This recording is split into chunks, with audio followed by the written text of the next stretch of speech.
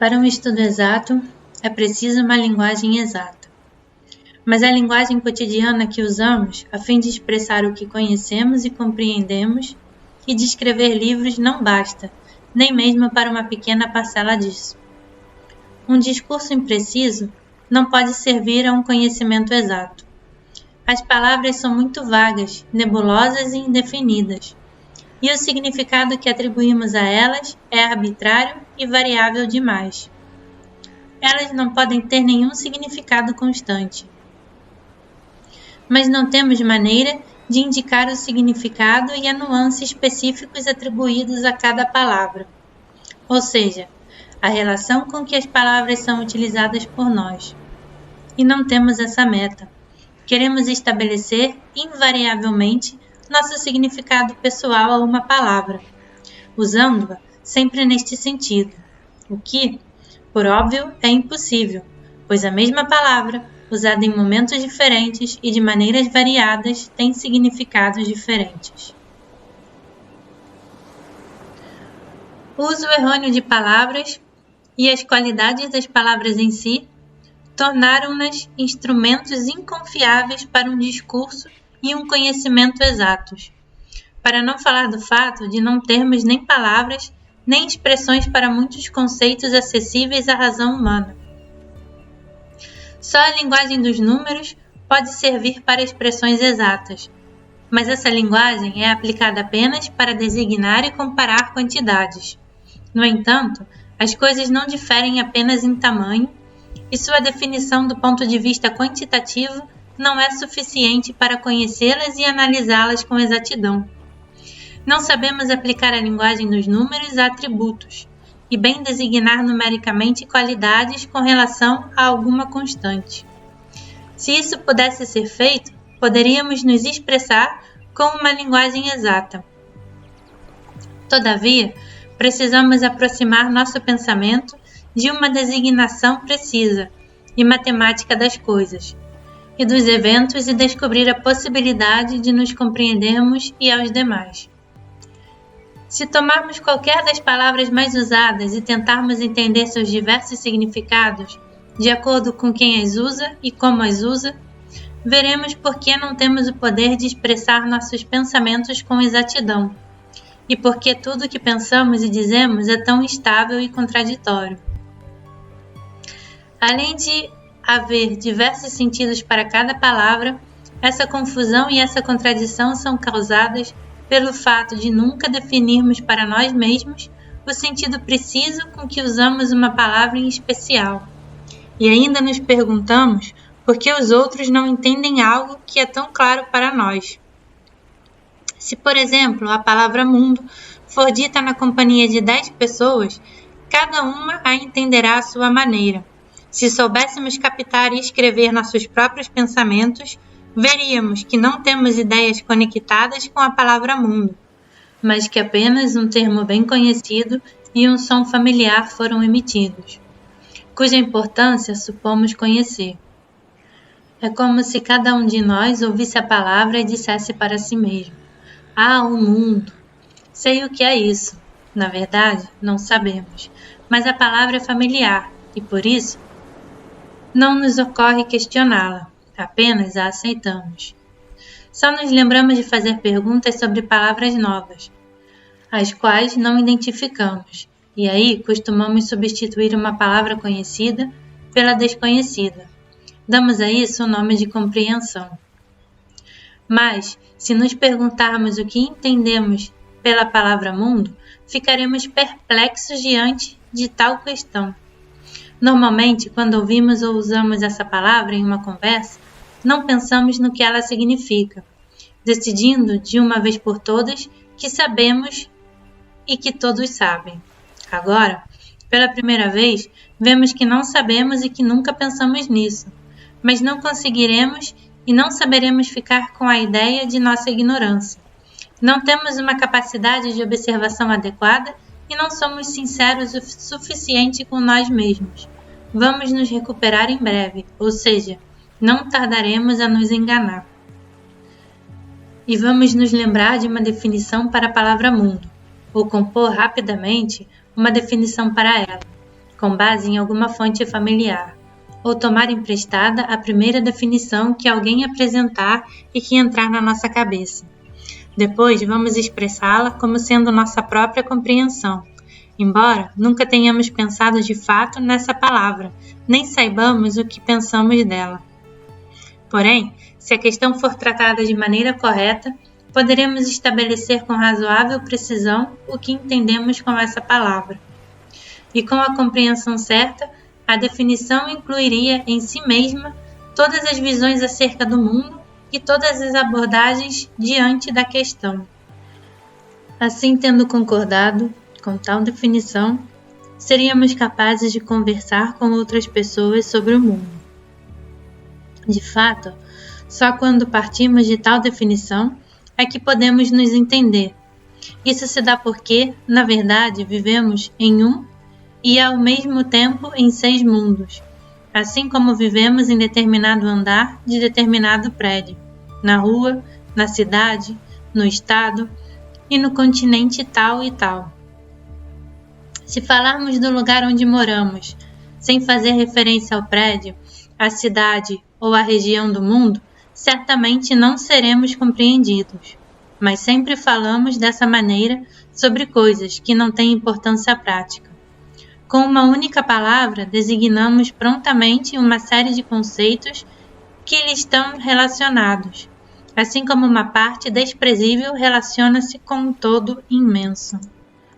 Um discurso exato deveria sempre indicar, com razoável precisão, com que relação cada conceito é adotado e o que ele inclui em si mesmo, ou seja, de que parte consiste e onde se encaixa como componente.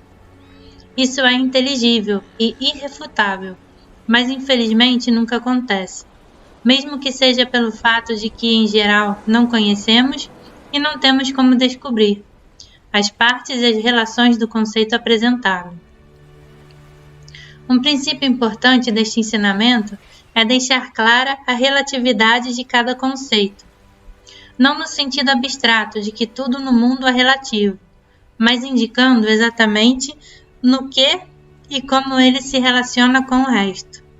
Agora, se considerarmos o conceito de homem, veremos outra vez como a palavra é mal entendida e que as mesmas contradições se opõem a ele. Todos usam essa palavra e acham que entendem o que quer dizer homem, mas na verdade cada um compreende esse conceito à sua própria maneira, e todos de maneira diferente. O naturalista sábio vê uma raça aperfeiçoada de macacos, definindo o homem pela construção de seus dentes e assim por diante.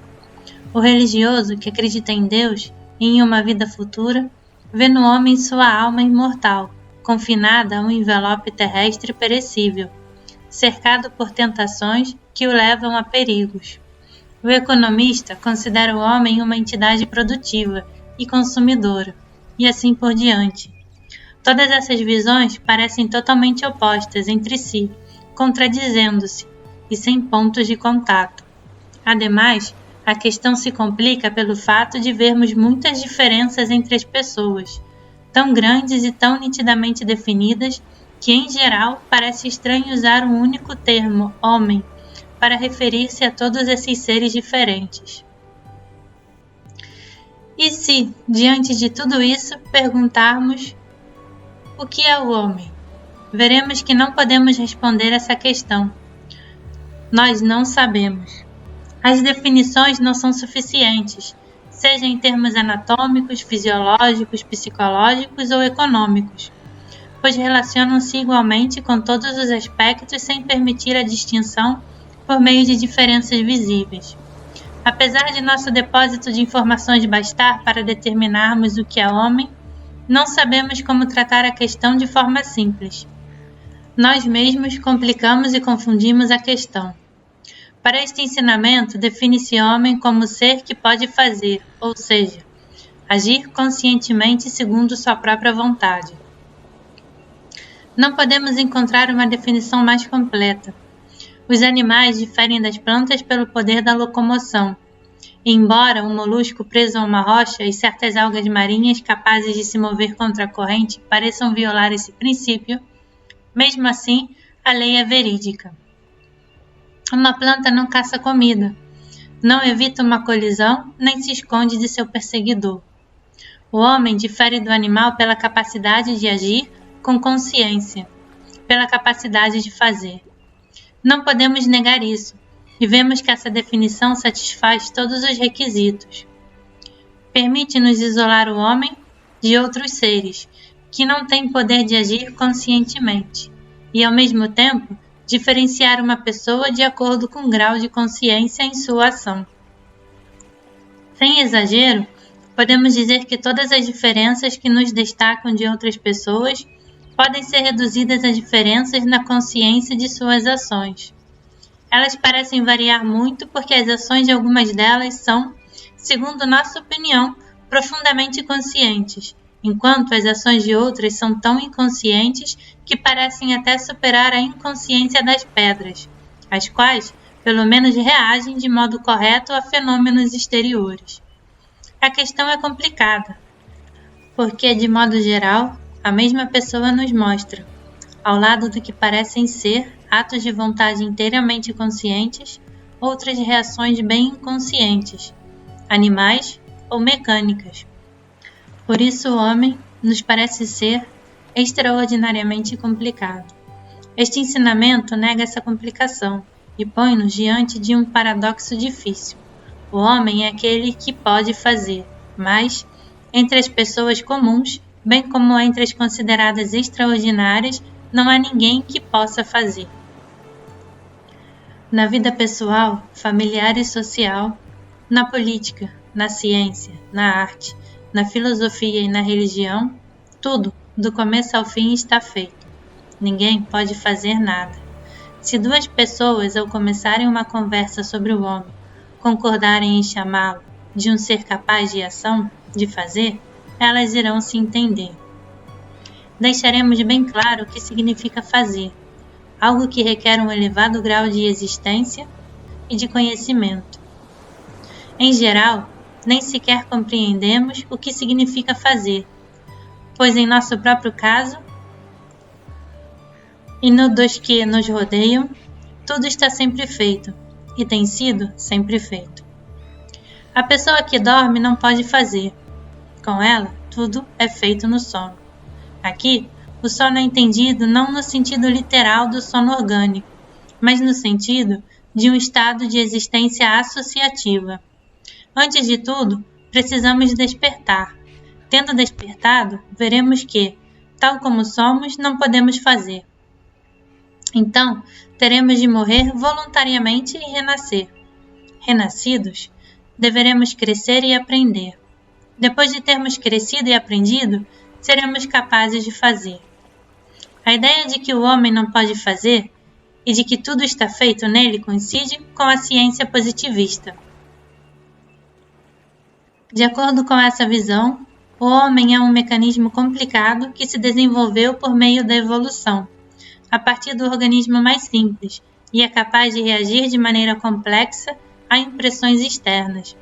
Essa capacidade de reação é tão complicada e a reação em resposta pode ser tão distante da causa que a produziu, que as ações da pessoa, ou ao menos de uma parte delas, parecem, a um observador ingênuo, voluntárias e independentes. Na verdade, o homem não é capaz sequer da menor ação independente ou espontânea.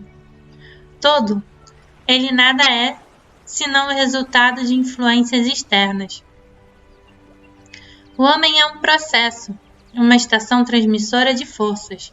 Se imaginarmos uma pessoa privada deste nascimento, de quaisquer impressões, com a vida preservada por algum milagre, essa pessoa não seria capaz de um único movimento ou de uma só ação.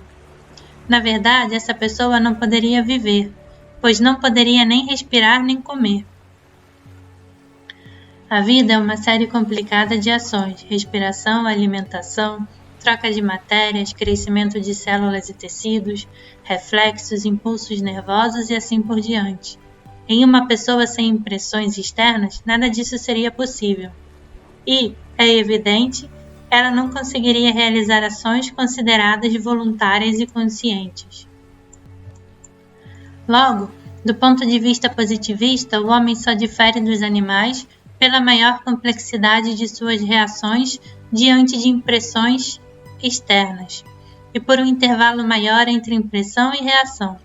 Mas o homem, como os animais, é incapaz de ter suas próprias ações independentes, e o que chamamos de vontade, no homem, nada mais é do que o resultado de seus desejos. Essa visão é claramente positivista, mas há uns poucos que afirmam de modo sincero e consistente. Na verdade, muitos, embora afirmem a si mesmo e aos demais que são baseados em uma cosmovisão positivista estritamente científica, apoiam uma mescla de teorias.